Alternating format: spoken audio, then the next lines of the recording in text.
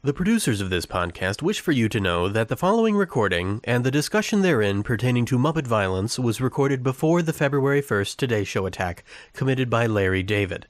For the sake of honesty, we have kept this conversation and this whole episode entirely unedited, as this show is famously, always, completely unedited. Thank you. At the dawn of the internet, the courageous nerds on the ToughPigs forum nobly took on the responsibility of incomparable importance, arguing about Muppets. Now, today's Muppet experts from all over the world have gathered for a summit on the state of the Muppets. This is the Great Muppet Fandom Panel!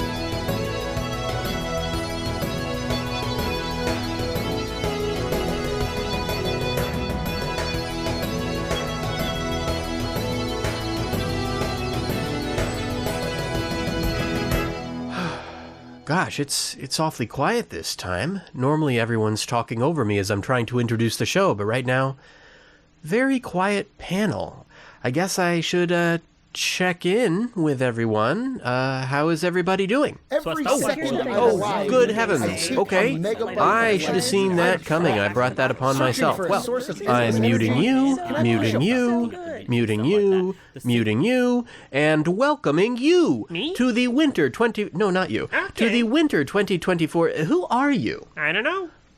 Honestly, as the kids say, mood. Welcoming you to the winter 2024 edition of the Great Muppet Fandom panel from ToughPigs.com. As the name suggests, this is a panel discussion show in which we check in with the Muppets every few months and see how they're doing, always with a different group of Muppet fans. It's sort of like a quarterly report on the state of the Muppets, except I've heard it said that the state is a monopoly on violence, and the Muppets are led by Kermit, who doesn't believe in violence. Therefore, there can be no state of the Muppets. It doesn't exist, and neither do you. As you can tell, this is a super accessible show that makes perfect sense to new listeners, very easy to follow, not alienating or confusing, just a very chill time with ordinary people. Speaking of people, let's introduce the panelists. First up, from the beloved Muppet Movie Podcast, moving right along, in search of good times and good news with good friends you can't lose, this could become Anthony Strand. Hey, JD. I'm so excited to finally be here. I love the show so much. I'm so glad you're finally here. My gosh, I can't believe it's taken this long. I know. Hopefully it'll be worth it, like, for you. I know that it'll be worth it for me, but hopefully I don't let you down. No, Anthony, you can't do that. My expectations are already as low as they can possibly be. We're fine. Next. There it is. Also from the ToughPigs team, and from the podcast Fraggle Talk, Let the Fraggles Play, we're Beth Cook. Hello. Thank you so much for having me back. Yes, Beth Cook, she, her. I don't know what else to say. You summed it up great. That's it. You have already fulfilled your obligations. Great. You're good. Can I go now? Is that all you needed from me? That's it. True. We got it. We're good. Okay, perfect. Take care. See you later. Also, Jarrod is here. And finally, from the multi-Muppy award-winning podcast Kermitment. I'm so sorry. I'm so angry. Jarrod, let me give you a proper introduction. You know him as one of the owners and editors of ToughPigs, and one of the hosts of To Introduce Our Guest Star. Before that, he ran the Muppet Mindset for 6 years, and before that, he ran everyone's favorite Muppet website, SesameStreetOrBust.blogspot.com. He's the most sensational, inspirational, celebrational, Muppetational. This is what we call Jarrod Fairclough. Yes, hello everybody. It's a pleasure to be here. What an absolute pleasure. I'm excited to talk about this movie 2 minutes at a time. Finally, from the multi-Muppy award-winning podcast Kermitment, and I will also add he is the editor of the ToughPigs YouTube video, More Lost Brian Henson Intros. Why are there so many songs about Matthew Gaydos? Hi, I'm Matthew Gaydos, he, him, and I feel like the new kid at school, hanging out with all these cool kids. Just being like, hey, thanks for letting me be a part of your group and lunch table. Can I just say, I think I speak for the rest of us when I say that's the first time we've ever been called the cool kids. And it'll be the last. Yes. Yeah, there it is. 100%. Yeah. Although, actually, I was in the student government in my graduate school library association, That's not helping your case. Okay. And I am your moderator, JD Hansel. Thank you. I am so glad that you're all here. Jarrod, my gosh, your first time on the main feed. I had you on the pilot. I've been meaning to have you on again. And, you know, everyone here is a podcaster, and so I want to ask you all briefly about your podcasts. Jarrod. JD. You just won a Muppy for or I guess Frank Oz won a Muppy, but it was for your podcast to introduce our guest star. I'm going to take it as the win, seeing as someone else kept winning all the other podcast awards. We're not going to talk about him here. Just take the win. Just take the win. Yeah. So we won for having Frank Oz. I'm taking that as, like I said, a win for ourselves. That was a crazy day in general, because I was going in for surgery like 2 hours after that interview ended. Right. What a weird day.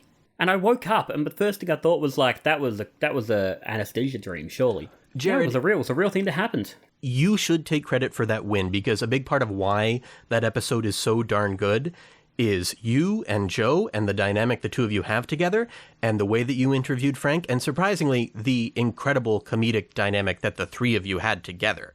Like, the three of you could have hosted a podcast. It was...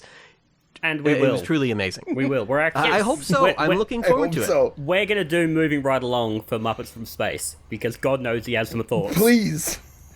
By all means. It's yours. Speaking of moving right along, that show likes to think of itself as the flagship podcast of ToughPigs.com, despite all the work that I have done to make the Great Muppet Fandom panel the flagship podcast of ToughPigs.com. But you know what? I'm glad that we've somehow put the two flagships together, because we've got Anthony here. Anthony, how you doing, buddy? I'm doing great. Am I talking about moving right along? Sure, if you want to, by all means. Are we just talking about stuff? Moving right along, we have started recording our season on Muppet Treasure Island. Woohoo! Oh, I'm so excited. It doesn't have Frank Oz yet. It doesn't have Joe or Jarrod yet either, although they'll both be joining us. I was going to say, I've got my 2 minutes already. Yeah, we have you on the spreadsheet. Yeah. But it's fun. It's fun to be back in it, because I don't like Muppet Treasure Island. And we know. And talking about it is really fun, just like digging into it. You know, I'm excited to learn why other people like it. Like, I'm very truly, I'm going into it hoping with like a positive attitude, hoping to finally understand why it's actually secretly great for Muppet reasons, not for Tim Curry reasons, because he's great. I like the human man far more than I like any Muppet in the picture. Yeah, I'm actually excited about this too. It's odd how I'm so eager to hear the opinions of someone I disagree with, since I am one of the Muppet Treasure Island lovers, and I feel like maybe there are more of us now than there used to be. My feelings about it are a lot more complicated. At this point, I look at every other scene and go, oh, that was a mistake. But I'm looking forward to hearing you talk about it anyhow. Yeah, thank you. Beth, Fraggle Talk, it's wrapping up this season, and what an incredible season, my gosh. Can you tell us about... Thank you so much. Can you tell us about some of the highlights from the show and what you're hoping for in the future? Yeah, it's been such a joy to go through Fraggle Rock, to take a deep dive. Like, this is the kind of work that I would have loved to have done anyway. Mm-hmm. But having the support of the ToughPigs team behind me to be like, yes, this is a thing that people want. Please go do it. Please give us more. Has been very encouraging to know that it's not just me talking to a wall about Fraggles all day. We get some incredible insights and perspectives from our guests and my co-hosts. So Julia is also from ToughPigs. So I'm watching as sort of the expert. Julia is watching, like rewatching after 10 years. And then we brought on my friend Adam, who is watching for the very first time. And I've really loved getting a first-timer's perspective. It's so good. I was very honored to be the first return guest, which I don't think I fully realized I was going to be until I was on it. And I do think that it's a very special podcast. My gosh, you're doing something that's very special. All of your podcasts are very special, but yours does hold a special place in my heart, because it is willing to have a lot of conversations that I've just never heard on a Muppet podcast before. Part of that's the nature of Fraggle Rock, but also part of that's stuff that the three of you bring. So cool. I'm so glad you're here. I'm so glad you're back. Oh, thank you so much for having me here. Matthew Gaydos, by gosh, I've been wanting to have you on this show since the beginning too. How are you? Welcome. I am good. What can you tell us about what Kermitment is up to right now? Oh, well, I guess for those that don't know, Kermitment is a show that me and my friend and co-host Sam Schultz hosts. We had this idea back in 2021 to start a Muppet podcast, and we were like, well, ToughPigs is doing like 8, and they're all real good, so how do we make ourselves different? What if we foolishly decide to watch everything that Jim Henson and the Muppets have ever done in chronological order? So that means that coming up on 3 years later, we're 125 episodes in, and we're just in the middle of 1985. Incredible. Truly, I'm always amazed that you keep it up and that you manage to keep the show so interesting when that is a commitment that I would never have it in me to take on. Sam and I have found a great balance. I am the spreadsheet master who I track down all these links, and I have all our schedule and book our guest, and Sam edits the podcast so that it sounds like we're real smart. Even though we might pause to Google something for 15 minutes, he'll just chop it out, and no one ever knows that we're not actually smart. We've never done that on this podcast. No, I've been told that every episode of this podcast is completely unedited. That's what we're known for. But we are actually in the middle right now of 1985, and that means we are discussing Muppet Babies Season 2. We are also discussing Jim Henson Presents the World of Puppetry. We have more episodes of Fraggle Rock coming up with Season 4 starting in early 1986. And excitingly, we have the Muppets A Celebration of 30 Years coming up that we'll be talking about pretty soon. So yes, it's an interesting time, but it also is, it's interesting to do a podcast where you'll hear people talk about, Muppet Treasure Island or things like that. And you're like, yeah, we'll talk about that in 8 years, maybe. Yeah, I appreciate the project that you're doing so much, especially because I would never be able to give that much attention to Muppet Babies. I respect it very much. As a completionist, I knew what I was signing up for. To an extent, but there's some early episodes of Kermitment where we're talking about like, oh yeah, when we're talking about the 2011 Muppets movie in a couple of years, and now we're 3 years in, and we're still in Fraggle Rock times, so we're quite a ways from 2011, and the internet and YouTube hasn't even happened to the Muppets yet. So, I'm fully expecting once we hit 1996, we're going to have to do like 10 episodes about Elmo on the Rosie O'Donnell show. To cover all of his appearances. So, look out for Kermitment Season Elmo coming in a few years. Looking forward to it very much. It is now time for the Great Muppet Question. This week's Great Muppet Question was sent in by J.T. Hankslaben, who writes, 2023 was a big year for the Muppets.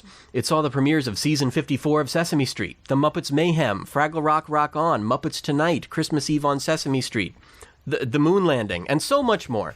What was your favorite Muppet or Henson moment of 2023? Season 2 of Our Flag Means Death. Yes, every member of that crew is a Muppet. I believe you. I'll watch it someday. My dad's friend gave me an RCA Selectavision disc player, which is, for those who don't know, and nobody should know, is an early competitor of Laserdiscs produced by RCA.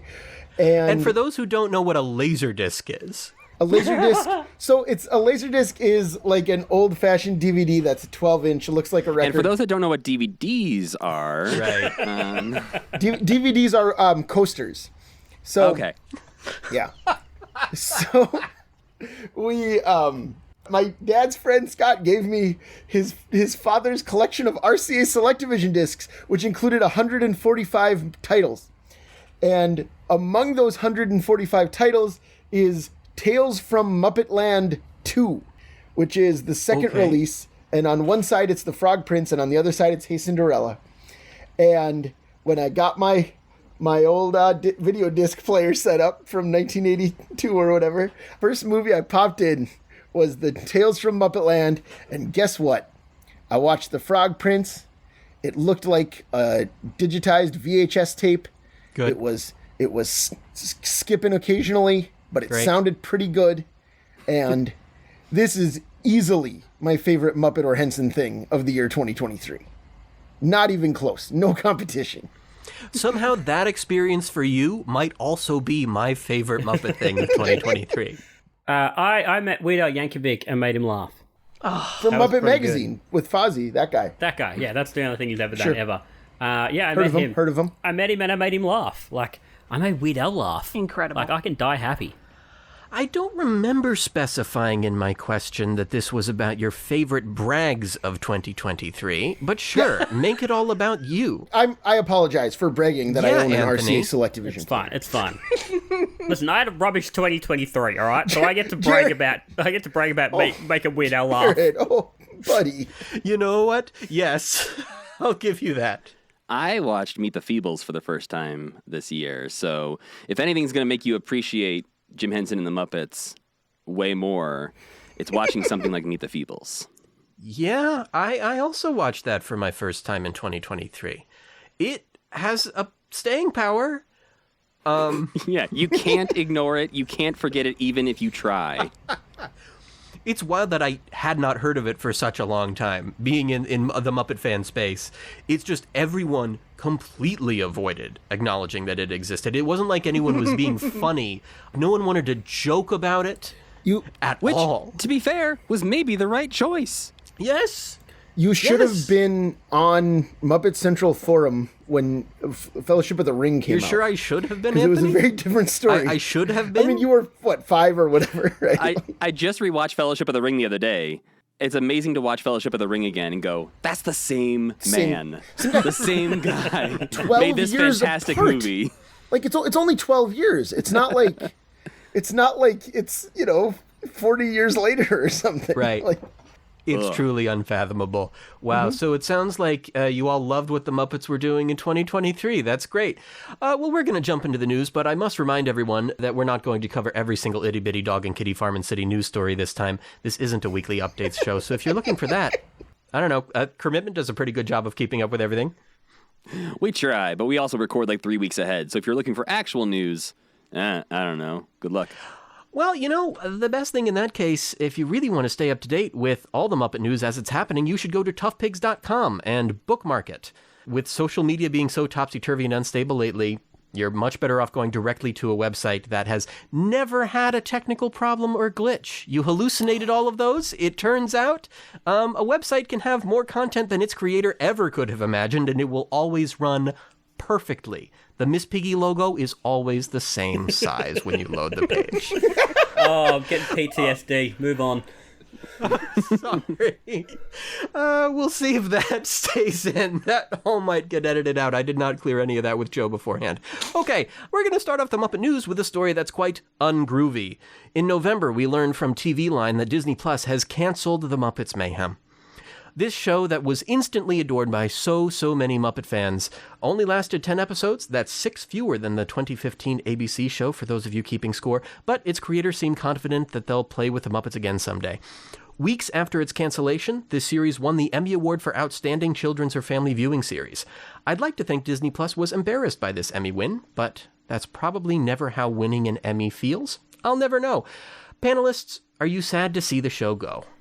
I'm sad to see it go. I'm not surprised. It also felt like a one-season thing. Yeah. It kind of feels like the way that Adam Goldberg was sort of setting the whole idea of like a Muppet shared universe up or whatever it was. Everything feels like it can be separate, like a little anthology almost. So cool, we had a whole series of just Muppets Mayhem. Cool, let's do a series of Veterinary's Hospital or Pigs in Space or whatever it might be and sort of branch out. The one thing that disappoints me is I thought Sarah Chaudhry was excellent, and I'm disappointed that we won't see more of her doing stuff, or at least with the Muppets. To be fair, though, we saw Ricky Lindholm get reused in this series, and True. She was in the 2015 series. So we've seen plenty of actors, even in recent times, come back to play with the Muppets again and again. So maybe she gets another chance. Because I don't know. When Disney cancels a series, it doesn't feel like a thing that they're gonna necessarily say, "Here's our expanded Muppet universe." Right. I think it's gonna be a bit more of like, "Here's another Muppet thing." Maybe we don't mention the last one. Yeah. Yeah. If we could get Taj Mowry back as well, that would be incredible because he was one of my favorite parts of that show. Yes, please. Yeah. I think for me that show did feel sort of singular in its own way. That there are obviously questions they posed out. Janice's sister would have been an interesting story to get into in a season 2, and they obviously put some seeds out there that they were gonna, questions that were gonna be answered and explored more in a season 2. But they did it. They made a really good show. Like, even without a season 2, I feel like they did a great job of putting out a complete piece of great Muppet media last year. Yeah, it's coherent. It works as something that's self-contained. I think it's also something that I got friends and family to watch who maybe had fallen off the Muppets a little bit, telling them there was a new Muppet show, specifically about the Electric Mayhem, I think got the more casual fans excited, where something like Muppets Haunted Mansion, I think you had to have a slight interest in the Haunted Mansion, which is an extra level of fandom to really enjoy that. And so you're asking more of like your dad or your mom or somebody in your family to be like, no, I think you should really check this out. I think you might like it, if they've never ridden the Haunted Mansion. Whereas like, I feel like the Electric Mayhem like are just liked by lots of people. Animal is a lot of people's favorite Muppet. So I think it's an easier ask to have somebody just watch this show.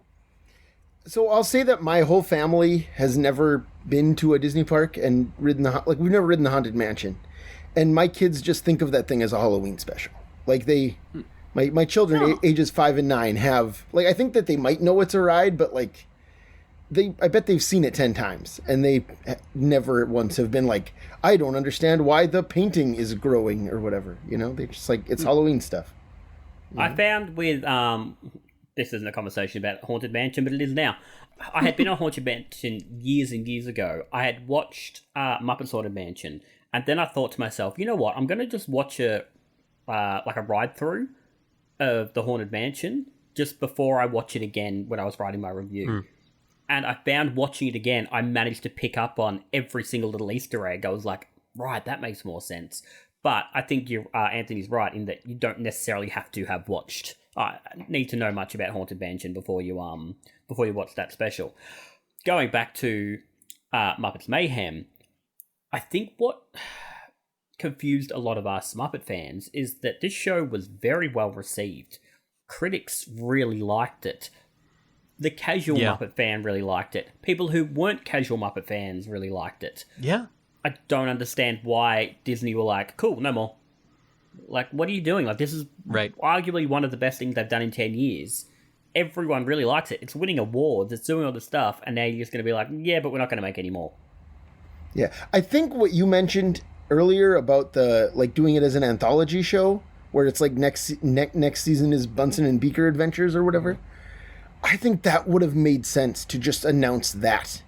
Yeah. Rather than, like if they had said, like, Muppets Mayhem was a smash hit, next up we're doing Bear on Patrol. Right. All cops are bears. All cops are bears.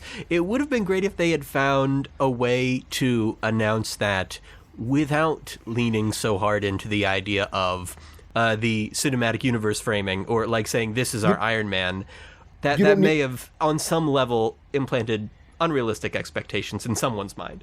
You don't need to hear the sentence, somehow Doc Hopper returned. And now I do. The more I think about it, the more I like that. I like that a lot. Oh, gosh. We have a little more Muppet Studio news to follow up with from last year.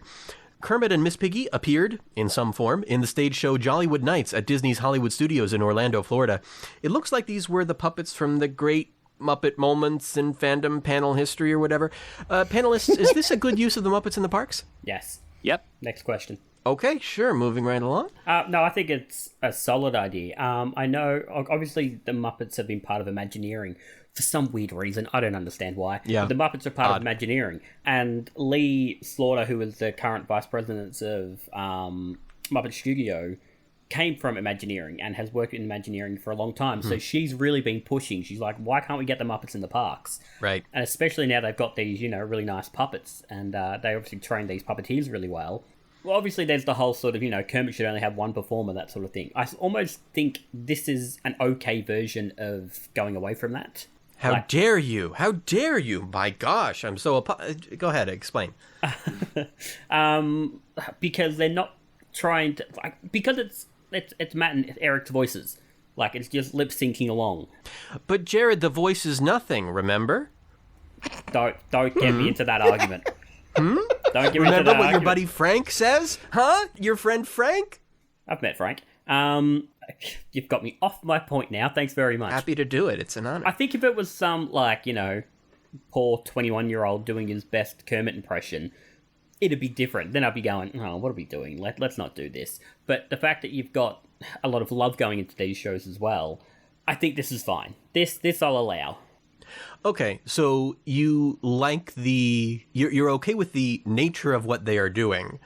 How about the contents of the show? Or if you've had time to see it, absolutely no pressure if you have not. I would say, not an important enough thing. Yeah, I have skimmed it. I was curious to see how the puppetry looked and how those puppets move, because they're slightly bigger than the normal puppets and not sort of made of the same stuff. Right, I think they're made to be a little more durable. It was fine. It was medium Muppet material. It could have been better. Could have been a hell of a lot worse. Yeah, I watched it in my kitchen on my iPad while doing the dishes. And as like background noise in the month of December, it was fine. It was pleasant. I didn't take out a second mortgage on my house to go see it, you know? Right. And that's why I was fine with it being pleasant. I don't know. I feel like you're in the room. It seems like it would be underwhelming, but what do I know? I think they've also just used the Muppets in this manner better at the parks. I think in like Mobile Muppet Labs was great. The Great Moments in American History, something I was like great. I was grateful to see live when I went to the parks before. Was fantastic. Felt extremely on brand for the Muppets. And even they did the Muppets Christmas Caroling coach a couple years ago. Yeah, that was really cool. Felt like it had its own personality to it. Whereas this, I like that they don't forget the Muppets exist and that they are using them in the parks. But I definitely don't think this is the best use of them in the parks. What would you like to see for Muppets in the parks? I mean, the fact that Sam got a restaurant is truly wild. Really weird. Like, I don't know why they don't like lean into something more there, because it is they decided to give Sam the Eagle entire restaurant, which is the boldest, weirdest Muppet Disney choice they've made in a while. But I think obviously, like most people, the Muppet Courtyard being a true Muppet Courtyard in some way, and just would be amazing. And then obviously the other secondary one would be having the Electric Mayhem rock and roller coaster, which, you know, when a TV show about them gets canceled, maybe isn't the best omen that might happen someday. But you'd still love to see it, because who the hell listens to Aerosmith these days? My brother-in-law. Well, if he can go like 1,000 times a year to Disney World and keep that ride afloat, maybe they'll have good reason to keep Aerosmith on that ride. My nephew would enjoy that. All right, somehow that's how we're concluding our conversation about Jollywood Nights, unless anyone else has anything else to add. I can, having watched the thing and recording, like I said, there's maybe, like, it's a half-hour show. It's not like it's, you know, it's not like it's a 2-hour spectacular. Right. But in that half hour, there's maybe 10 minutes of Muppet content.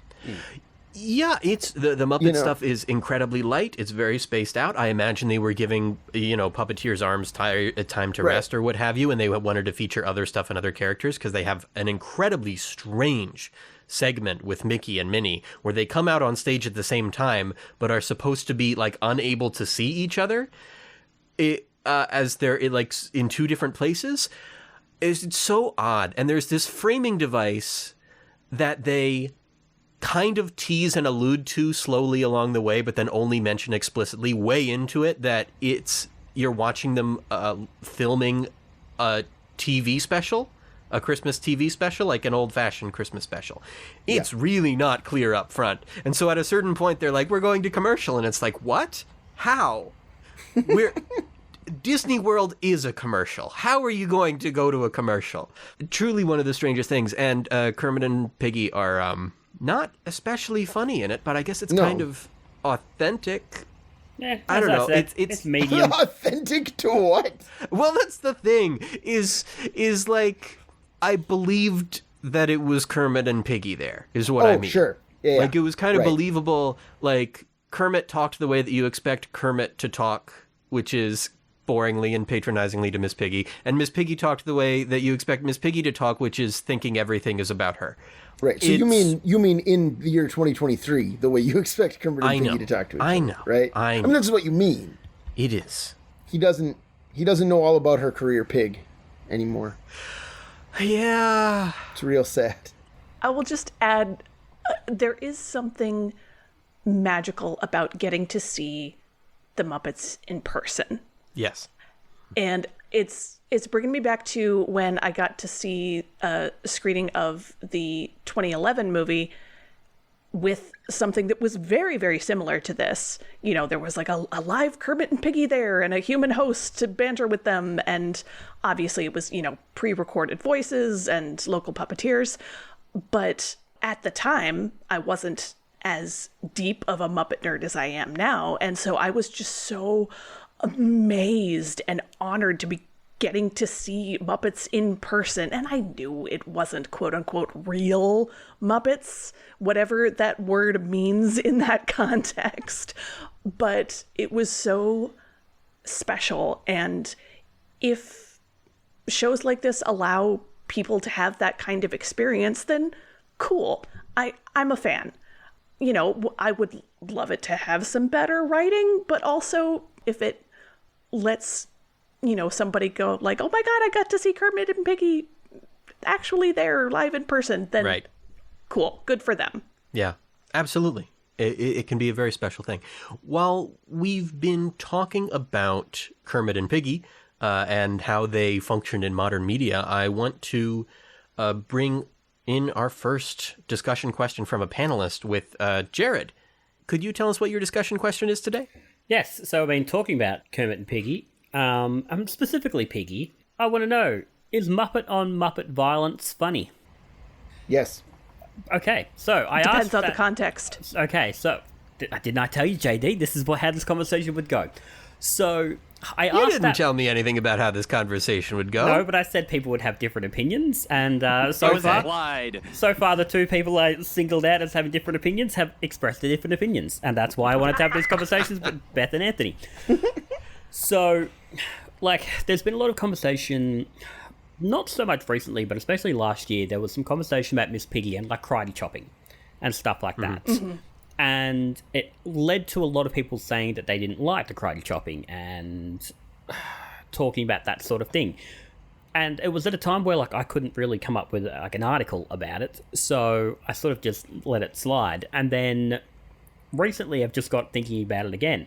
So, you know, Anthony, you say yes. Is that yes across the board? Whereas, you know, Beth, you just said it depends on context. Well, I don't think every example of anything is funny. Like, are all jokes involving Muppet violence funny? No, of course not. Like, that's never the case with anything. But to me, the Muppets are so abstract. And to me, it's similar to like Looney Tunes or something. Yes, that's my point. My point is very much that it is cartoon violence.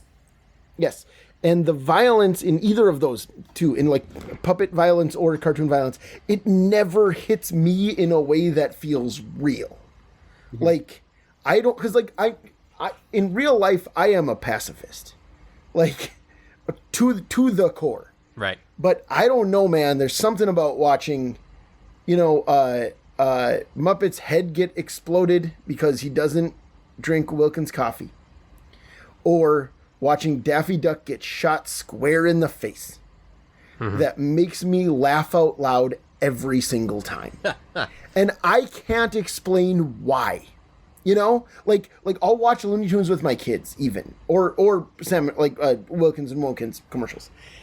And things that, like, I would not want them to experience in real life, you know? Like, I wouldn't want my kids to watch jokes about shooting in a live-action context. Of course.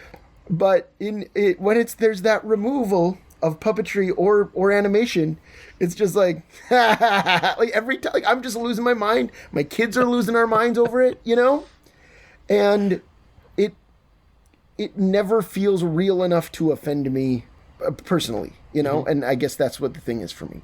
Sure. Mm-hmm. And there are what's interesting here is there are degrees of abstraction between Muppet productions and even different moments in Muppet productions. And so there's Muppet stuff that's really abstract and cartoony. Again, especially like in the early sketches. And then you get to stuff that's more narrative driven and character based, where the characters are supposed to have several dimensions to them. And then, for me at least, I start to think of them a little bit more as people. And Sure. Although I think the Muppet movie, there's like that very real feeling that Kermit might get shot with a gun by a human, you know? Right. Whereas if Doc Hopper had a henchman that was, Thog or something, it wouldn't hit the same. It wouldn't feel real. You know what I mean? In that three-dimensional, like more realistic movie, I think the assassin still needs to be a human for it to hit. There's such a big difference in feeling between like a Wilkins coffee commercial versus the Gelflings being hunted down in Age of Resistance. Yeah. And drained of their essence and, having to fight guerrilla warfare. And it's not just the more realistic looking puppets. It's also what you were talking about, JD. These are now three-dimensional characters that we're supposed to, identify with, and that definitely makes it feel different. I think this makes this like I feel like we're getting at the root of the Muppets and why it's hard to write for the Muppets, because it's such a narrow needle to thread, because it's always about the context. It's always what happened just before and just after, because we do need those serious emotional moments sometimes where we connect to these characters like they're real, and sometimes those are the best moments. You have Gonzo singing My Way on the Muppet Show and you're like, oh my, this is a real person who I feel for and I want to cry, but also I like watching him crash his motorcycle into a theater box occupied by two elderly men. And both things can be true. And I think it's maybe harder now because we don't see the Muppets as often.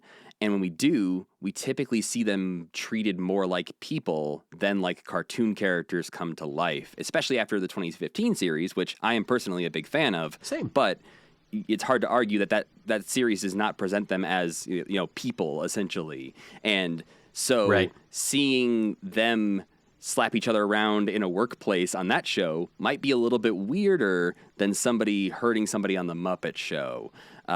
Just because, again, Fraggle Rock, you see Fraggles get tossed down the well by Junior Gorg, and you're like, they're fine. It's fun. Like, I understand the violence level that's happening here. They're going to survive that. But it's something where I think it is scaled back on Back to the Rock. So I think it's also something about the era we're in now, and we don't want kids recreating some of these things, and maybe we've learned from past mistakes. But there are times I feel like when Muppet violence is perfectly acceptable, as long as someone's there to communicate to the kids that, like, just because Miss Piggy doesn't mean you get to do it. Yeah, right. Yeah, they work best when they're very real, and they also work best and only work best when they're very much not real. I don't know how to solve that conundrum. Not a clue. And that's not for us to solve. I think only Jerry Jewell knew. I really do. Like, Yeah. I think other people have written good Muppet stuff.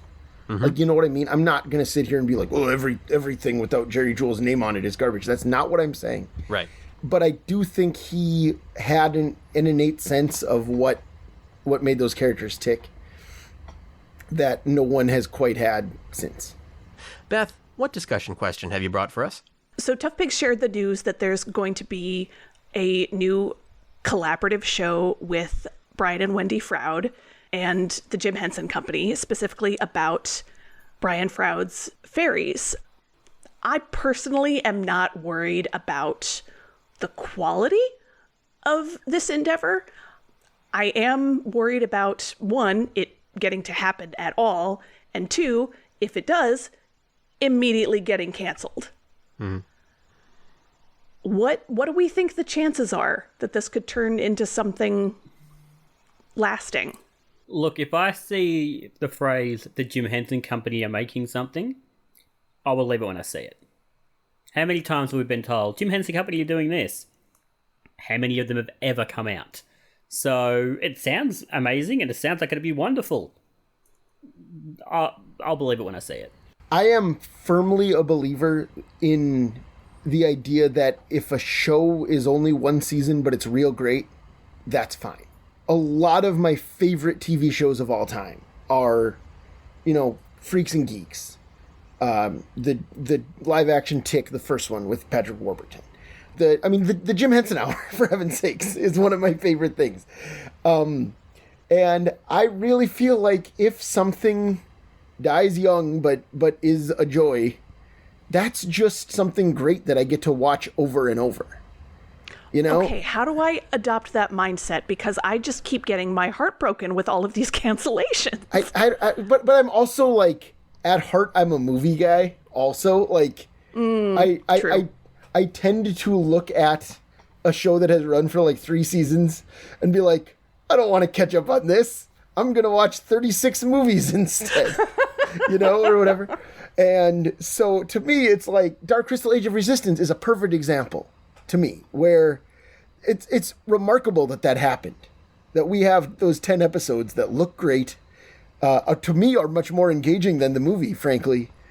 And like, they didn't do a second season. That's fine. I get to watch it again. I get to see what. Fine. Because how is that fine? Because I get to like. Let me think of how to phrase this. There is. I love this conversation so It is much. 10 hours long already.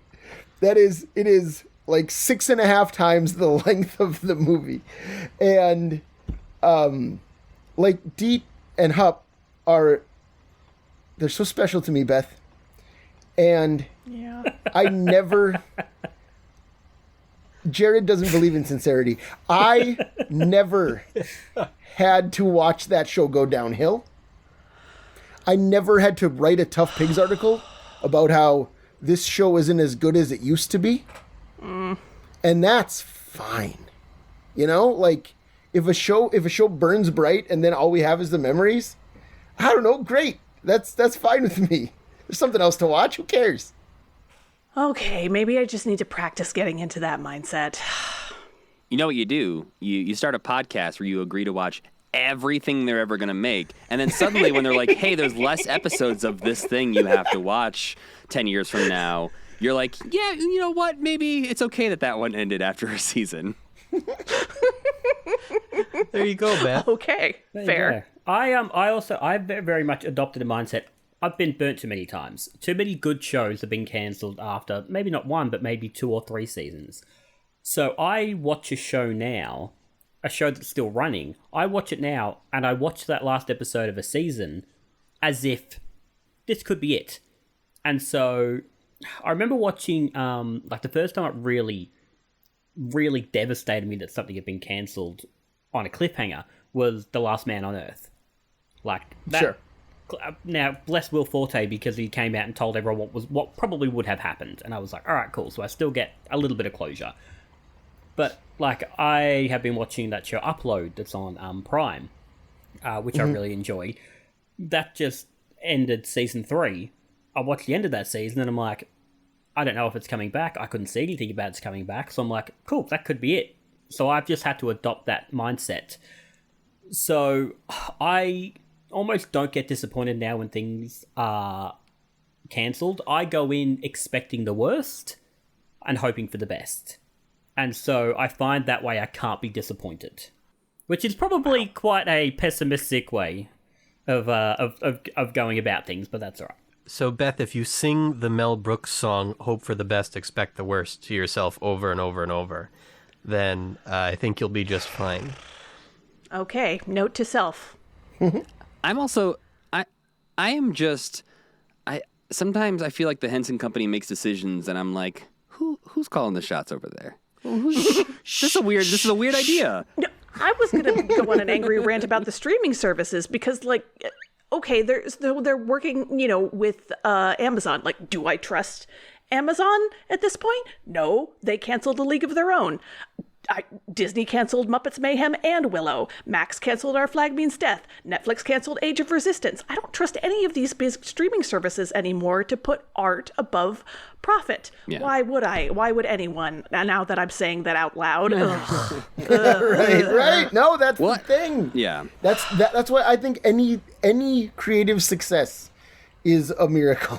It shouldn't have to be. I guess this is just making me frustrated as someone who's trying to make a creative career. It's like, sure. What's the point if you're just going to get canceled anyway? If you get a glimmer of hope and then, like, poof, it's gone. Well, look at it this way, Beth. you might only get a fraction of a glimmer if you get greenlit and they film the thing and then still don't release it. That could always happen instead. That's the worst scenario. It's fine. Yeah. It's fine. This is all fine. Anthony, what's your discussion question? Well, my discussion question is actually semi-related to this.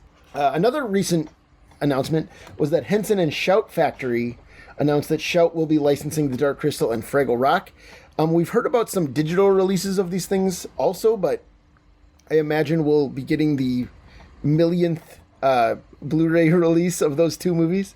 So my question is, do you think physical media still has value in the streaming age? Yes. Oh my God. With everything getting canceled and then pulled, Yeah. like you can't own a physical copy of Willow now. You can only either pirate it or never see it again. And if that's going to continue to happen, physical media has to continue to exist. See, this is where I turn around and I have no sympathy for the studios when it comes to pirating. That's where I'm like, you know what? You've made your own bed. Now you lie in it. I like Disney turned around last year and announced they were no longer doing physical media in Australia. I think we were like the test run. Wow. Right, yeah. So everything is gone. We used to go into like our big, almost like Best Buy or something like that. We would go into these big box stores and they would have all the DVDs and Blu-rays, and there was a section just for Disney. That's all gone. And so, you know, they're going to, like, you look at that movie they released last year, Moon or something like that. It was about some kids in space. I don't know exactly what it was. And Disney released it. And I think 3 weeks later, we're like, cool, we're taking it off streaming.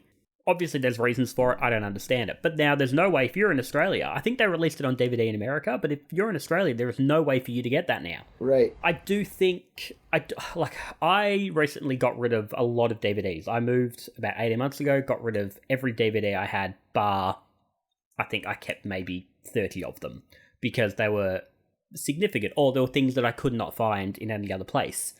So for that, I'm like, I see the value in it, but also I find physical media can get so expensive and it's such a pain to store as well, that for me, I will probably just, and I speak for myself and not the brand, I will continue to pirate things because it's just easier for me. Yeah, I have not a huge physical media collection, but I definitely have a lot of movies where if it suddenly disappeared from the internet, I would be disappointed. Kind of DVDs, Blu-rays, 4Ks, like all in my collection. And yeah, I think it's a shame now that it feels like a real possibility that the Muppets Mayhem could be deleted from Disney Plus and we could not legally watch it. And going through a lot of old Muppet stuff, it makes more sense that, you know, Tinker D isn't on Disney Plus. But the idea that Disney Plus would make an original Muppet show and then just delete it, which again, we don't know that that's happening or will ever happen, but it feels possible because, like you said, right. that movie you were mentioning is called Crater. That was like, yeah, kids going to the moon. It was like a Disney Plus original movie about kids going to space. And the only way you can get it now is to pay for it on other streaming platforms like Amazon Prime or something. And it's like, you can't even get it from the platform that created it. And it's truly a weird time that I feel like something will settle in like 5 years. They'll figure out what to do with this stuff. And we might not have as many shows coming out as rapidly as we do right now because I think maybe they're stretching themselves a bit too thin. Mm-hmm. Yeah. And that rubber band is snapping back in the form of many cancellations. But I think physical media especially is important for, you know, you mentioned the Frog Prince and like Hey Cinderella, and we wouldn't have the versions we have now on the internet to watch unless somebody had ripped a piece of physical media at some point. Right. Because a lot of these things that just aired before the age of the internet, like if you didn't see it that one time it aired on ABC at 7 o'clock at night on Tuesday, you didn't get to watch it again unless somebody recorded it later.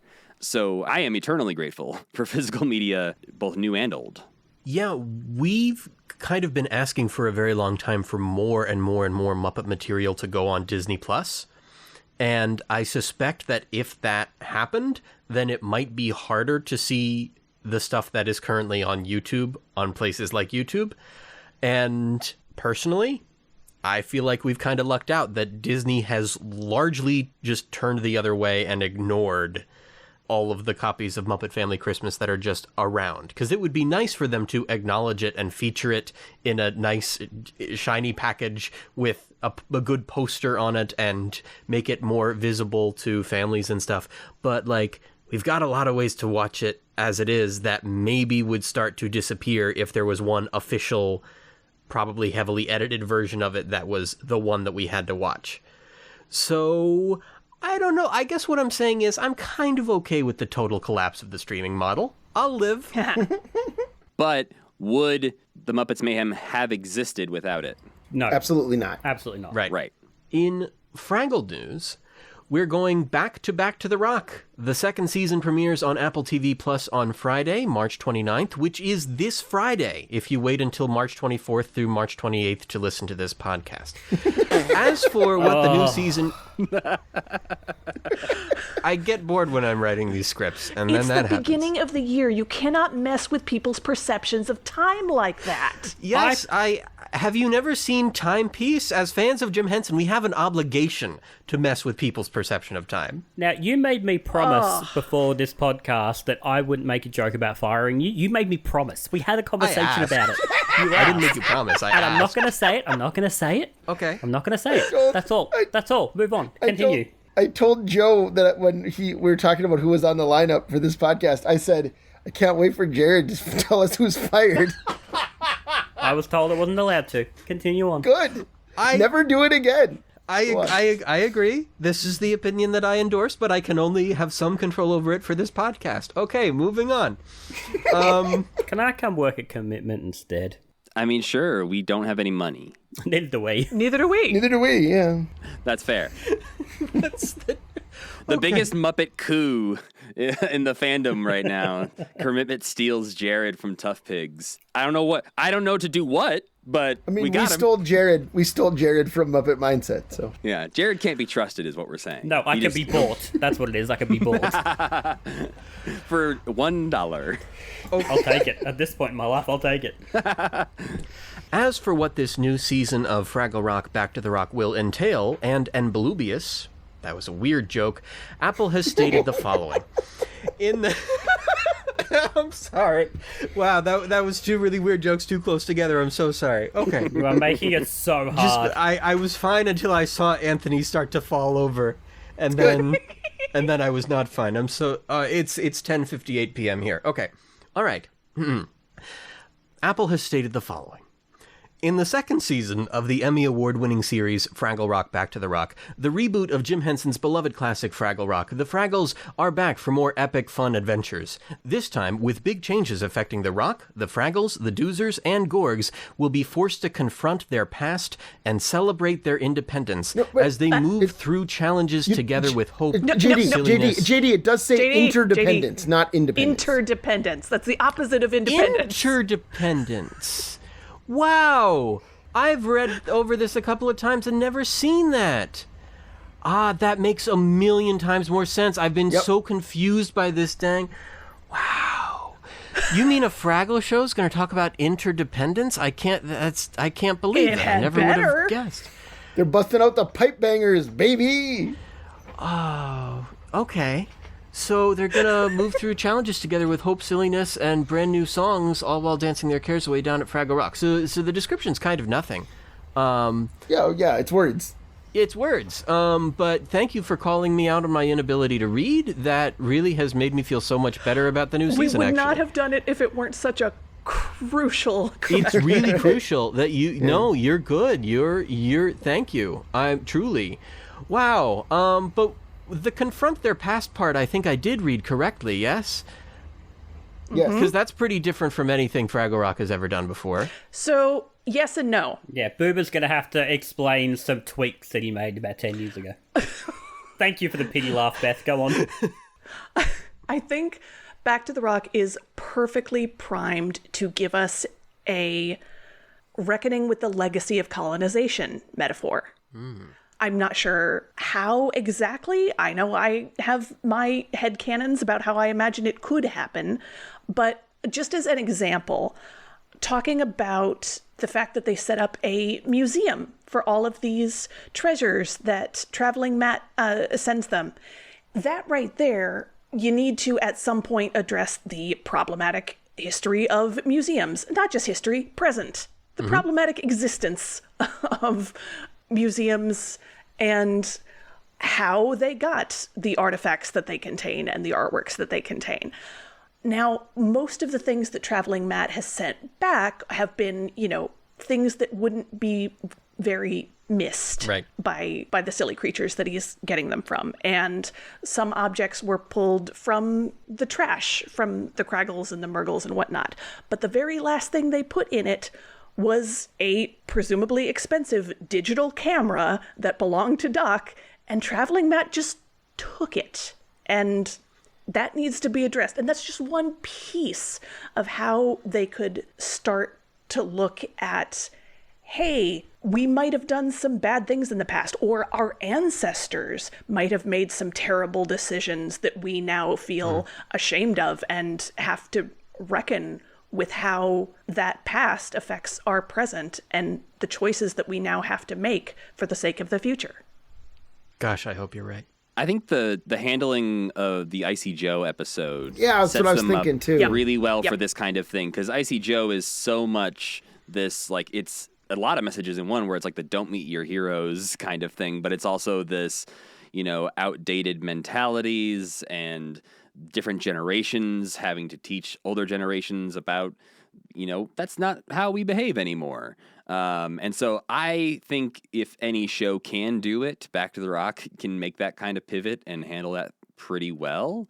I think they prove themselves in season 1 that they are capable of tackling complicated issues in sometimes mostly subtle ways. Well, and I think also, like, the original series touched on this to a certain degree as well. Beth, what's the episode with the stone doozers? The doozers who build with stone. The Cavern of Lost Dreams? Cavern of Lost Dreams, yeah. And that's kind of all about how the stone doozers are like a not really a relic, but like kind of, and times have changed, and like society can't stay the same forever. So like there's, and even like the Gorgs, like when we hear about the Gorgs history, it's like, how did this one family determine that they were the leaders of the universe? There's always this subtext of bumbling colonization, perhaps, but like they just like rolled in and decided they're in charge of the universe. So I feel like any character in Fraggle Rock, whether it Gorg or Fraggle, could find out pretty easily that they had an ancestor that had a not so shiny past. Or did some horrible stuff in the past that they're going to have to reckon with. Like, it won't necessarily be Uncle Traveling Matt, but like maybe Boober has an uncle that he holds up as a hero and loves and talks about all the thing. And they start reading his journal and they're like, hey, Boober, your uncle had some troubling opinions that we're going to have to deal with. Right. Yeah. Very easy to imagine. They also touched on it in the Giggle Gaggle games. I can't believe I said that without stuttering. Back to the Rock season 1. Right? Yeah, where Moki has this book all about the Kraggles that she eventually finds out was not written by Kraggles. Yeah. Yeah, so I don't think it's outside of the purview of Fraggle Rock as we've seen in the previous 6 seasons. I don't think it's anything to worry about. I think they'll do it, and it'll be entertaining and enlightening. What I think's good with Fraggle Rock, like especially looking at Back to the Rock season 1, they're not too heavy-handed with it. They're going to do it in a nice, nuanced way where it's like accessible to everyone, easy to understand, a couple of different layers, but it's not going to be like, all our ancestors were awful, and so is Boober's uncle, or whatever it might be. As long as they stay out of the echo chamber again. That was the only one where I was like, that was a little on the nose. Yeah. Like, you can't call it an echo chamber. Come on. Yeah. Anyway, at this point, I think we're starting to move towards the end because we've covered both of the studios making Muppet content. That's enough for us to turn our attention to the Muppet fan community. We're still making the best of things on social media, despite the way that we're a little more scattered than we used to be. I'm really happy to see the ToughPigs Discord server has become busy with activity rather quickly. With the Muppet Twitter Awards giving us a chance to show our appreciation for each other, there's been a lot of good vibes and kindness flowing around the Muppet fan sphere lately. What I wanted to talk about tonight is what we make of the tension and unkindness but I don't even know how to begin to talk about that. I've been kind of nervous about it. So I'm going to make Matthew begin to talk about it instead. Matthew, what's your discussion question for us? Yeah, I mean, you keyed it up perfectly. A lot of this thought was inspired by the reaction to the Muppet Twitter Awards, which I can't remember who won some of those. But no idea. Bite me, Gaydos. But which was a very positive thing. Like, I had such a lovely time that night. Of course. There was a very fun evening that led to some general unpleasantness amongst Muppet Twitter, which is not unheard of. From time to time, there are waves of negativity that encroach on this space that generally, we all love and want to keep a positive space. And so I just sort of wanted to throw it out there to see sort of how that hits all of you when you see those things happening. And because, you're hosts of podcasts and part of a larger, you have a certain amount of responsibility being a representative of a piece of the Muppet fandom. Yes. Whether or not how much you carry that or how much you choose to use that is obviously up to you. You can engage or not engage. That is your choice. But I'm curious, sort of, when you see that stuff happening, one, how do you choose to get involved or not get involved? And two, how do you work to try and prevent it from happening in the first place? Because I kind of see myself and Kermitment as a place for, we try to be as positive as possible, or at least say this is our opinion. But especially on social media, I try to present us as like, hey, we're the fun uncles trying to set a good example of how you should maybe behave on the internet. Because, a lot of us are, not old, but older compared to a lot of the people in the fandom who are maybe, in their teens still, who are, whether they know it or not, seeing examples of our behavior on social media and reacting in kind. So yeah, that's a very long-winded question, but I'm just sort of curious your all thoughts on that kind of thing. So I think when it comes to the younger people, like the younger fans, we are all... JD, granted, I like you're what, 14, but the rest of us, we're all older than you.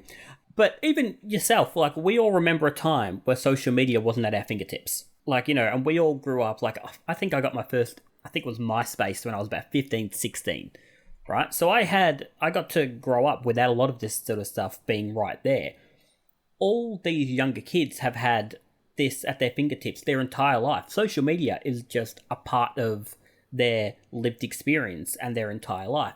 They are used to living their life out loud. They are used to expressing every opinion. As I think there's a Bo Burnham song in Inside where he's like, anything and everything all of the time. Like, tell us every thought you think. And Jarrod, I was about to say to you, okay, Bo Burnham, all right. Yeah, but that's exactly what it is. And it's... So these people just think they're entitled to give every single opinion that they have, and they haven't got the concept of, maybe if you haven't got something nice to say, don't say anything at all, which is very much how I live my life on social media. I have my own negative opinions about a lot of the stuff I see in the fandom community, about what some of the fans do or say or whatever it might be.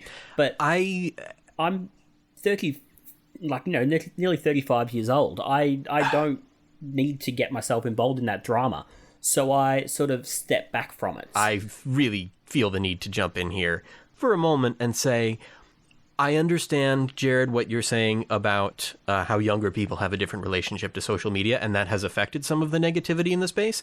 Young people have not been the prime movers. Young people have been trying to figure out how to deal with negativity in the space and not handling it maturely, but are much more forgivable in their not handling it maturity when the negativity in the space is not just negativity. It's often been something much worse lately. Yes. It's hard to know exactly how to put it into words, but it's often been something much worse.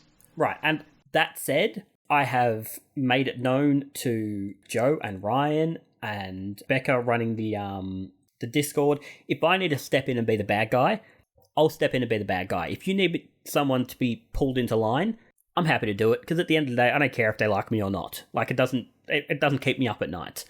So, unless I really need to get involved, in which case, But, I mean, I could count on one hand the amount of times I've had to do that in 10 years. Well, but I think there is something important there to remember that, like I don't want to be too much like kids these days or anything like that. Like, right. I'm not saying, but I think I think it is when you are older or you have a large following or something, there is a responsibility there that some people, like, not even saying anybody like specifically right now, but like when you have that level, there is a certain responsibility.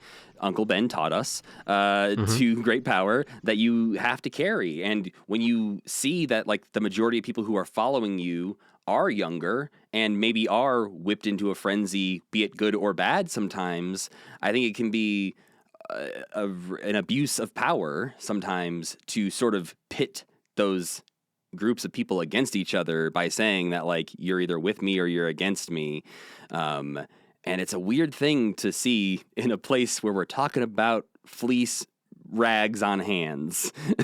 And it's just I think stepping into spaces I think is a great thing. I have DM'd plenty of people on Twitter being like, hey, I don't think that's the vibe you want to keep going right now. Maybe consider deleting what you've posted. Because there's a great quote from the book Beartown that I always try to remember when I'm trying to think about the Kermitment fandom or the larger Muppet fandom, which is culture is as much about what we encourage as what we permit. So it's not only, it's really easy to say like, well, I didn't tell my fans to do that, or I didn't say this negative thing, but if you're allowing it to happen in your Discord or you're allowing it to happen in your mentions and you're not trying to shut that stuff down, you're still making it happen in a way. And that's why I think that your podcast Permitment is just dead on. Sorry, I apologize. Again, it's 11:15 p.m., but yes, you are. That was a ridiculously silly response to precisely the point that I often at ToughPigs have felt yucky about the fact that we're not doing more. And a lot of times it seems like we do get caught up in just trying to preserve peace for ourselves and make sure that the brand stays intact and make sure, well, we're not the ones causing the drama and stirring the pot. But then we kind of just often, where it doesn't directly affect us, sit back and let it happen. And the only possible justification for that is it could seem really freaking patronizing for us to be like, well, we're ToughPigs, we're in charge in this fan community, and so we're going to tell you what conversation you can and can't have. So if I can interject, right? If I, like I said, like if I feel like I need to jump in, I will. Mm-hmm. It's only happened a very few amount of times, but I think that's because I've got someone like Joe, and especially in the Discord, Becca, who can jump in and have these conversations in a much probably nicer way than I would have it.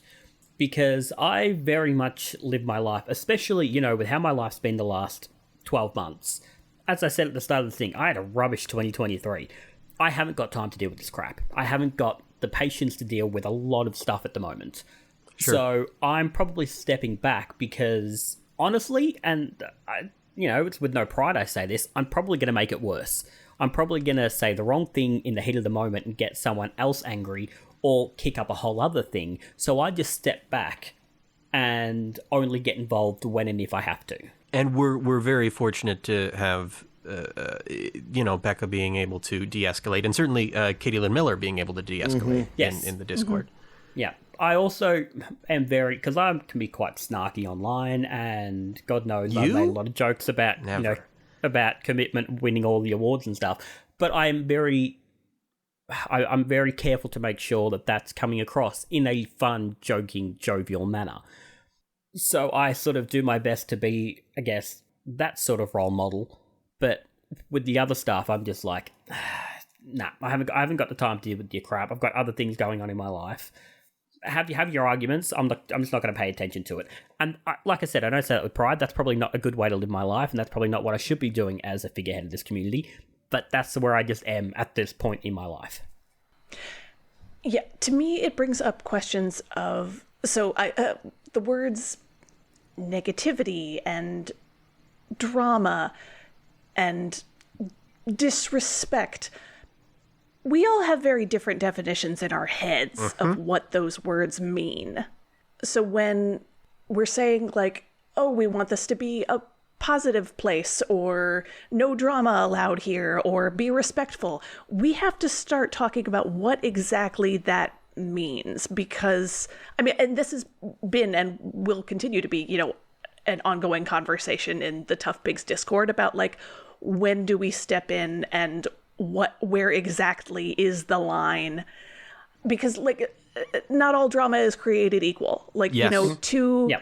Two Twitter users of the same age arguing about, which character they like more is that could get called drama. But then if you're going to put the same label on something that has a vastly different power dynamic between the different players and yeah, Beth, thank you, because I've been struggling to figure out how to put that into words as well. Okay, can I jump in for just one sec?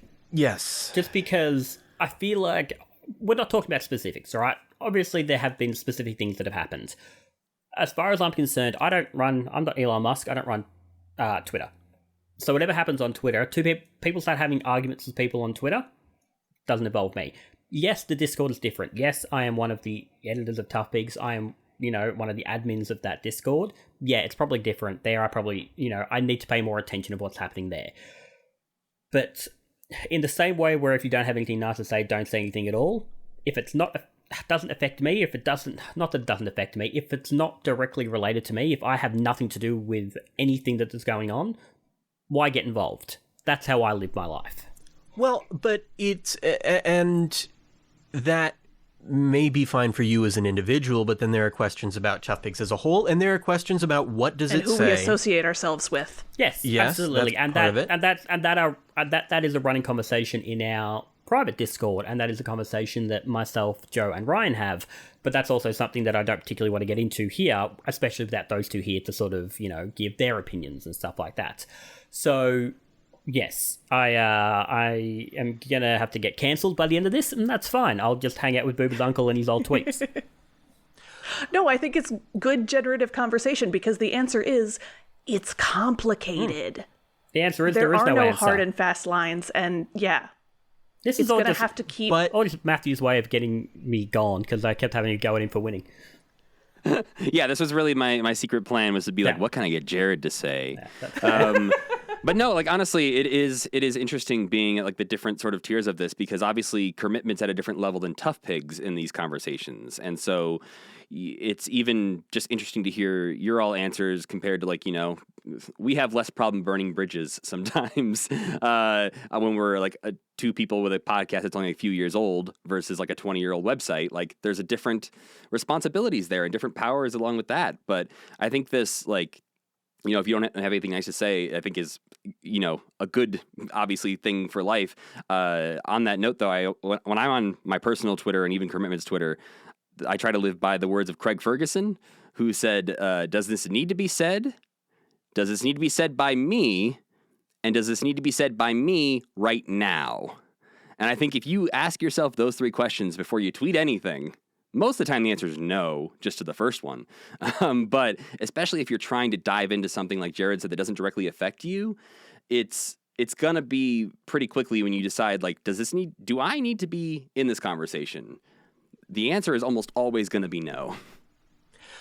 But there are times when somebody needs to say something, and even if it doesn't need to be one of us specifically, individually, it's still important that someone who is in some halfway prominent place in the fan community helps to establish what is normal and what is not normal, what is more acceptable or less acceptable in the fan community, just for the sake of safety and well-being. I think there's different approaches to this that I myself have taken, and again, not going to name specifics. There have been people I have DM'd on Twitter and called them out directly to their face, for all, lack of a better metaphor there. But, like, I've been like, this is bad. What you are doing is a bad thing. And I think that you have not done things like this before, and I think this is maybe a mistake. You don't realize what you did, so maybe there's time for correction. There are other people who I feel like there is a clear pattern, have been called out for things, and repeatedly continue to do the bad things. Yeah. I think that's the ones where you're like, okay, I've tried. I've maybe done things to maybe try and help that person.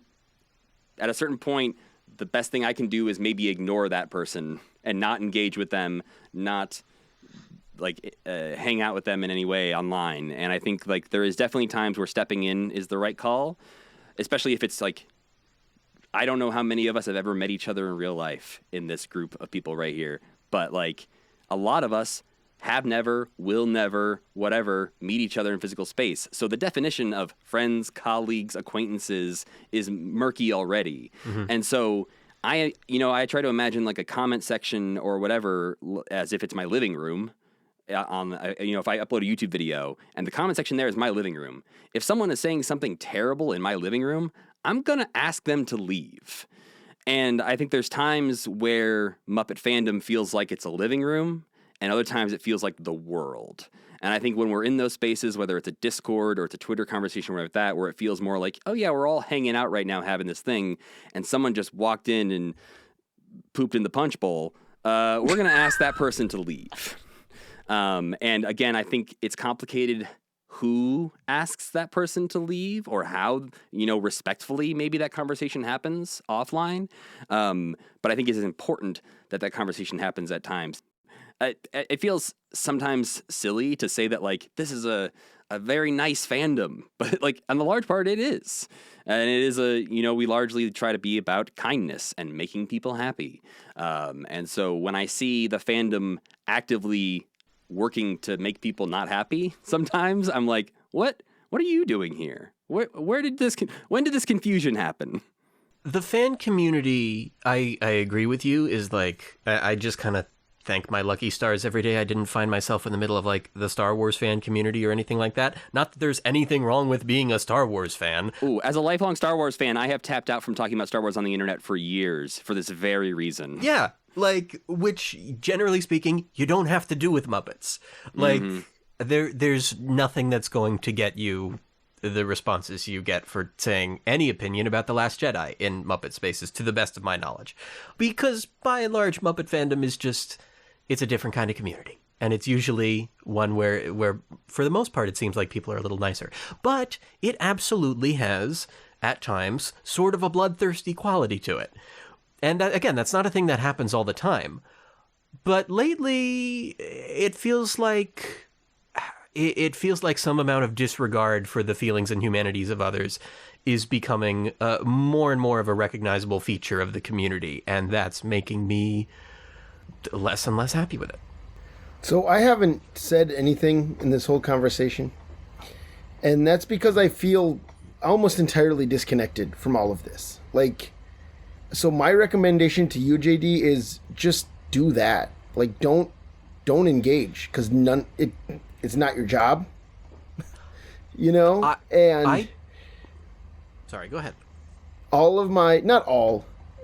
Most of my social media posts are about, like, look at this interesting VHS cover I found. So, like, I don't mean to sit here and be like, oh, I'm doing it right, everybody else is doing it wrong. I just don't even... I started on the ToughPigs forum when I was 18 years old, and I was one of the kids, And Danny and Scott and Martha, Kathy, those guys were the adults, and I was a child. And in my mind, I'm still a child, and those guys are adults, and me and Ryan are children. And I have a podcast with my friend where we watch the Muppet movies 2 minutes at a time, and sometimes our other friends come on it, and sometimes Dave Goles comes on it, or Michael Frith or something. And all of this happens in a bubble, and I don't know how people like the show, and I don't think about it. And that is, in my opinion, the best way to deal with the Muppet fan community. Talk to your friends and don't worry about everyone else. I mean, I appreciate what you're saying, but there's a little bit of poison that's spread everywhere in this community right now. Not to every single person, but part of what comes with being in a fan community is a group of people have decided to, however serious or unserious they may be, treat a franchise that is inherently deeply unimportant as though it is an important thing. And a lot of times at ToughPigs, we do it somewhat cheekily, tongue-in-cheek. now we would say ironically. I don't think that's what the word ironic meant before, but that's what it means now. And I like that element, but there's a lot to be said for the sincerity, for the beauty of people just having sincere passions without feeling the need to be ironic about it. But what comes with that is there are going to be a lot of moments when people forget. When people forget that what happens with human beings is so much more important than what happens to a bunch of puppets. It's always more important. I get frustrated when I don't see that mentality everywhere, and I can't expect to. But I hope we can figure out how to centralize the experiences of people and chill out a little bit more. And I also think, to be very direct about something that we're not usually direct about, I'll be finished with this in a moment, but I do think it's worth making this key point. We haven't totally worked out what are the... To speak to Beth's point, what are the characteristics of kindness in a community like this? What are the characteristics of positivity versus negativity in a community like this? Because for me, it seems that we are in a very neurodivergent fan community that doesn't know how to talk about that isn't especially well educated about that. And that is something that for a very long time at big institutions like ToughPigs, we kind of just ignored. And now it's probably time for everyone to get a little bit more thoughtful about it and figure out how to navigate possibly the most controversial discourse I can think of. I've been trying to write my explainer about this for ToughPigs for many months, and I do find myself wishing I was writing about The Last Jedi, because that would somehow probably arouse less anger when this is something that's very sensitive, and for good reason. There's just not a lot of agreement on the subject, and understandably so. But now the way in which we show respect for one another and the way in which we care about one another is going to be dependent on being thoughtful about this stuff and being educated to the extent to which we can. It seems like a new chapter in the Muppet fan community, even though this was always there. And now I think that we kind of have to figure out how the heck we're going to deal with it. I'm hopeful that I can help with that in what ways I can. Did I completely kill the conversation? No, you did it perfectly. Yeah. That was the perfect place to end. Yep. Perfect. Yeah, I just think that's the natural endpoint. Yeah. Okay, cool. Then great, we're done. Panelists, friends, we've reached the end of another edition of the Great Muppet Fandom Panel. That means it's time for me to ask the panelists where we can find them on the internet. Jarrod, where can people find you on the internet? Just ToughPigs. That's pretty much it. I mean, I'm on Twitter, but I'm not going to lie, I'm really not on Twitter much anymore. Just find me on ToughPigs. Come hang out with me and read conversations I have with myself about Oscar the Grouch being a Time Lord. That was a good one. I like that. Yeah. Thank you. I mean, of course I did, but yeah. Hey, Anthony, where can people find you on the internet? Well, I'm on Moving Right Along, as we discussed, a ToughPigs podcast. And I was for a long time not on any public social media at all. In the past 6 months or so, I've been on Blue Sky at Durwood Clapper. I love it so much. Named after a non-existent Muppet from a mobile game that doesn't exist anymore. A character who never existed in puppet form. And doesn't even exist in digital form anymore. So at Durwood Clapper, where you can find me picking the sensational character find of every year since 1924. And I'm up to 1961. So check that out if you want to, I guess. Anthony, I'm so glad I finally got to have you on this show. Oh, man. I feels like we've talked so little voice to voice, and yet I'm so happy every time. Sure, me too. Oh, gosh. Remember that time we did a pilot for a thing that thus far has not gone, but I really enjoyed? Yeah, I know. I enjoyed it, too. Maybe someday I'll make that into a show. Maybe someday I won't. Yeah, I don't know how many people know that Anthony and I recorded a podcast as co-hosts, and I just never finished it. But maybe someday. Yeah, Beth, you where can people... You can cut that out. It was fun. No, it's... hey, this mention of it might be the only fruit of our efforts. Just Sure. people knowing that we did a thing sometimes is the only satisfaction that one gets in an era of media when stuff gets deleted from streaming platforms. That's right. Beth, where can people find you on the internet? Mostly Fraggle Talk. It's It's a separate podcast channel from the ToughPigs one, so you got to go over there and subscribe. But that is most of the content I'm putting out, but also still occasionally writing things for ToughPigs. And if you want to follow me on social media, where I occasionally exist, I am at Beth Anna Cook. That is Anna with 2 N's. And Matthew, the non-tough pig. I've singled you out here. But I do hope that you felt very, very welcome here, because by gosh, I was so glad to finally have you on this show. Oh, well, thank you for having me. 3/4 of you made me feel very welcome. Good on you, Anthony. Way to exclude him. Classic me, yeah. No, but I actually did want to shout out Jarrod here, because I was going to recommend that if people want to go listen to a Kermitment episode to get a feel for what the show is like, they should go check out episode 92, which was from almost a year ago, and we were only in 1983, a year ago. Jeez. But we were talking about Don't Eat the Pictures with Jarrod as our very special guest on that episode. That was a great time. Truly one of my favorite episodes of a podcast. I'm being genuine, because you had that incredible talk at the beginning about Jarrod's article, Am I a Muppet Fan First? In case it isn't clear from everything that I just talked about, stuff that I think about a lot. I forgot we even had that discussion. That was just like one of those, like, sometimes you have a good discussion, you forget it was on a podcast. But yes, that was a very good thing that we did record for the internet. So I would go check that out. You can go check out everything Kermitment at kermitment.com. That'll give you links to, the episodes, the merch, the Muppet gallery, everything you need to enjoy Kermitment. If you want to follow us on the internet, it's at KermitmentPod on everywhere. And I am at Matthew Gaydos everywhere. You and Sam should be very happy with yourselves, because you do great work, incredible co-hosts together, great dynamic. What a show. You've really got the kind of podcast that is worthy of going on for as long as it takes to cover every single Muppet thing. Well, thank you so much. And, as long as we keep stealing all those Muppies away from ToughPigs, we'll keep doing it. You definitely deserved some of them. You know what? That's the nicest thing you've ever said to me, Jarrod. I'll take it. And now, a moment of spontaneous applause for our panel of Muppet experts. Thank you. If you enjoyed this program, we hope you'll consider supporting us on Patreon. Thank you to those of you who do so now. This ToughPigs Muppet Fan Podcast was executive produced by the ToughPigs Muppet Fan Podcast executive producer, Joe Hennes. Thanks to Kenny Durkin for our artwork, and thanks to Frank Oz, because it's always a good time to thank a Frank. For ToughPigs.com, this is JD Hansel reminding you, as I always do, of Jim Henson's motto, you'll never get out of the cube. Goodbye.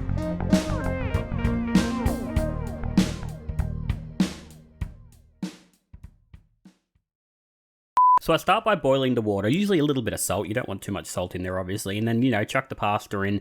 Then, look, it's usually a different fry pan. I'll have to start cooking up the minces, stuff like that. The secret is sriracha. You want a good spaghetti sauce. Sriracha's the big deal. A little bit of garlic, not too much garlic.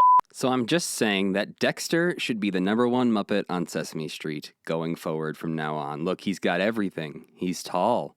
He can juggle. He's extremely handsome. What does Elmo have? Nothing. He's short. I've never seen him juggle, not even once. And Big Bird, not the handsomest bird I've ever seen, and I'm pretty sure he definitely can't juggle. So what I'm really saying is that Dexter should be the new favorite Muppet of every small child growing up, learning their ABCs, their 1, 2, 3s, and most importantly, how to juggle. The most important skill a kid can learn. So here's the thing about the song New Day's Day from Flight of the Butterflies from Back to the Rock.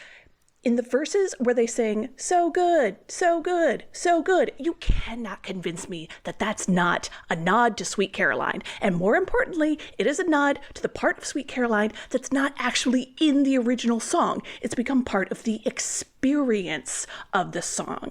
It's generative. It's what happens when something is so popular and uplifting that people can't help but add to it. And that is exactly what Back to the Rock is. See what you can do on the TV? Well, it's me watching you looking at me, everybody watching everywhere, everybody, you're on the air. Well, I'm living in the future. Forget about today. Making dreams about fusion in a modern way. Bits and streams and holograms will capture me just as I am. I'm trapped, but I like it. Trapped, I'm not watching it now. Trapped in tomorrow. Trapped, I can't let it go. Every second I'm alive, I take a megabyte of life. I'm trapped. Searching for a source of endless energy. Can I push a button that will set me free? Set me free? Set us free? I'm trapped.